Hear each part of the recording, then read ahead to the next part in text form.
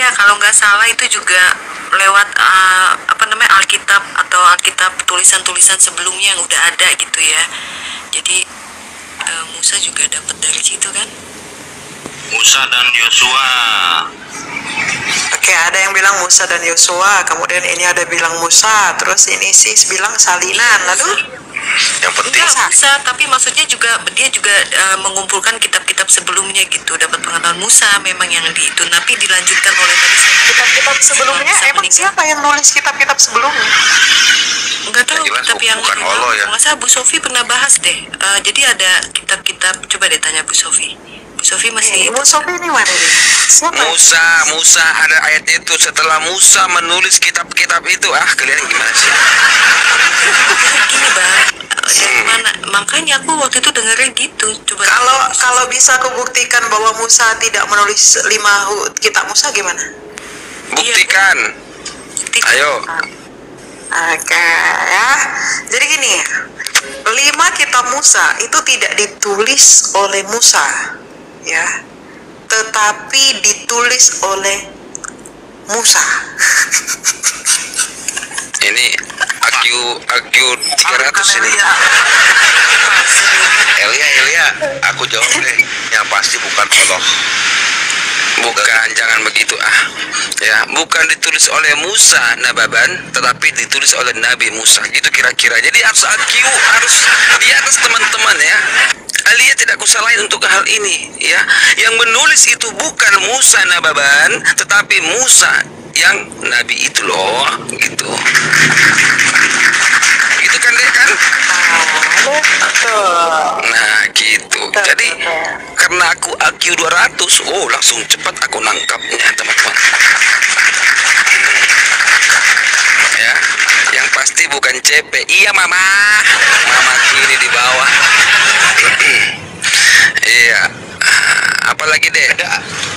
Ada sedikit pertentangan di dalam kitab Ulangan pasal 34 mulai dari ayat 5 sampai ayat 8. Di situ kan dikatakan bahwa Musa mati. Dia berumur 120 tahun ketika dia mati ya. Nah, sedangkan kitab Ulangan itu sampai ayat 12. Kitab Ulangan 34 itu sampai ayat 12. Lalu siapa yang nulis ayat sampai ke 12-nya? Yosua. Jadi memang sebetulnya kalau kita baca di dalam kitab Ulangan dari pasal 1 ayat 1 ya, itu dikatakan inilah perkataan Musa yang diucapkan di sungai di pada seberang sungai Yordan, di pertentangan Paran dan apa itu ya, pokoknya itu di situ disebutkan. Nah, jadi memang kitab Ulangan itu perkataan Musa yang dicatat oleh Yosua bin Nun. Yosua bin Nun ini seorang disebutnya amanuensis. Amanuensis itu juru tulis ya. Dan di dalam tradisi orang-orang Yahudi banyak mereka itu suka menggunakan juru tulis ya. Contohnya waktu Rasul Petrus itu di dalam Injil Markus itu sebetulnya disebut juga Injil Petrus ya. Jadi perkataan Petrus dicatat oleh Markus, disebut Injil Markus. Kadang-kadang orang juga menyebutnya Injil Petrus. Ya, atau sih, tapi sebelum itu kejadian itu kan ada kisah tentang penciptaan Allah segala, itu kan Musa belum waktu itu dapat itu dari mana? Bisa tahu ada misalnya gini loh, Allah menciptakan Adam seperti ini. Nah, itu gimana? Ilham dari Roh Kudus, Pak, Ibu, ya. Jadi Musa itu menulis, ingat. Ada yang juga yang bilang kitab, Bang, kitab-kitab. Gak ada Musa belajar kitab. Kau gimana sih? Coba tanya Bu Sofi lah. Ibu Sofi. Kalau penafsir tetaplah penafsir, ya. Tafsir adalah tafsir, tetapi apa yang tertulis setelah Musa menulis kitab itu, selesai sudah kita. Tahu ayatnya? Kasih tahu Pak ayatnya, Pak. Setelah Musa menulis kitab itu, kasih Pak ayatnya, Pak. Jangan lagi kita Musa belajar kitab apa belajarnya? Kasih ayatnya, Pak. Maksudnya Setelah Musa menulis mungkin nggak Bang Tosi? maksudnya Kemungkinan gimana? itu nggak kitab-kitab yang sebelumnya yang sudah ada gitu sebelum. Apa sih Saudri? Kitab apa dipelajarin? I don't know, that's why I'm asking. Itu sudah aku jawab samamu. Musa di kitab itu tertulis setelah Musa menulis kitab itu, kasih Pak ayatnya Pak. Musa Ya sama itu katanya, ini sama banyak sih Elia ayat yang saksi katanya. Iya, memang sama Elia gitu ya saksinya ya Bang. oh dia Coba Pak Tosi on cam Pak Yosi. Pak Yosi. Tosi. Iya, bentar ya. Aku ingat loh semua, tapi nomor-nomornya aku nggak ingat. Di ulangan bentar. Ulangan 31 ayat 24. Ketika Musa selesai menuliskan perkataan hukum Taurat itu dalam sebuah kitab sampai perkataan yang penghabisan, maka Musa memerintahkan kepada orang-orang Lewi pengangkut tabut perjanjian, ya, perjanjian Tuhan, demikian. Ambillah kitab Taurat ini dan letakkan di samping tabut perjanjian Tuhan Allahmu, supaya menjadi saksi di situ terhadap engkau. Haleluya. Selesai. Musa menulis kitab itu, tulis di mana Pak? Tertulis Pak. Ini 31, ulangan 31 ayat mulai dari ayat 24 sampai 26. Oh iya. 31, 24 sampai 26. Ya. Ya. Tapi ada lagi tuh tadi kata Kak Elia, Musa dan Elia katanya. Dan Elia ya. Elia belum brojol Elia masih di bawah, masih jauh. Saksi kata Kak Elia. Enggak, kalau Musa dan Elia itu saksi, tapi penulis kitab itu ya Musa, si Saudara. Tunggu. Maksudnya saksi apa Elia? Pak Tosi aja. Di dalam peristiwa Matius 17 ayat yang waktu. Nah itu beda lagi. Kita membahas yang di atas dulu, yang mengenai kitab-kitab ini selesai. Musa udah menulis selesai. Ada kitab Kejadian, Penciptaan. Dari mana Musa tahu si Adam? Dari mana? Ya itu ilham Roh Kudus. Itu loh. Lagi begini ya, Audrey. Ada yang bilang penglihatan. Kalau kamu mengatakan Musa menyalin dari kitab-kitab sebelumnya, kita harus pahami bahwa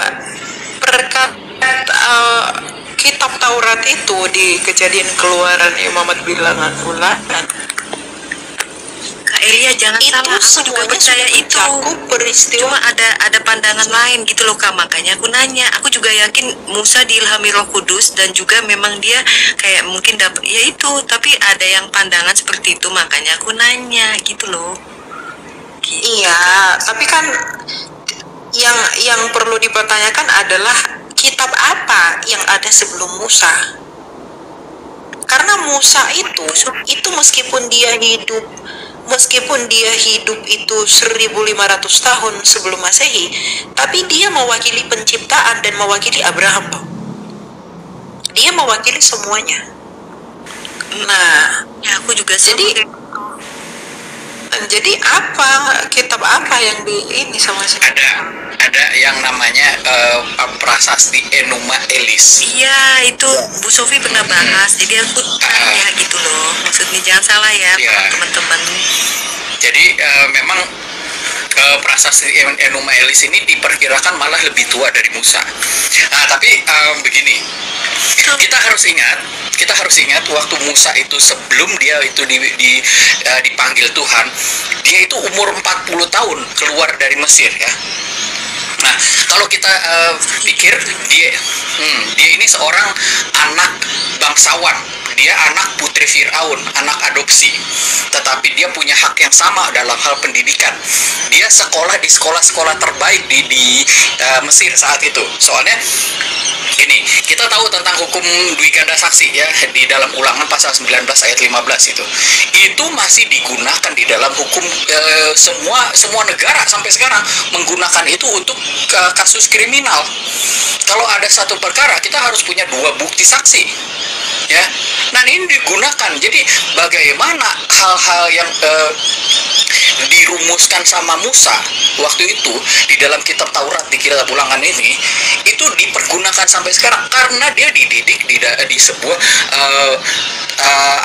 istilahnya universitas lah ya, yang waktu dulu itu di Mesir paling top lah. Kenapa bisa terjadi seperti itu? Karena kalau kita mundur peristiwanya, waktu Yusuf menjadi Perdana Menteri ya di Mesir, yang dia diberi gelar Sarhapanim ya, bukan Sarhapanim, itu Safnat Hapaneah. Dia diberi gelar Safnat Hapaneah itu.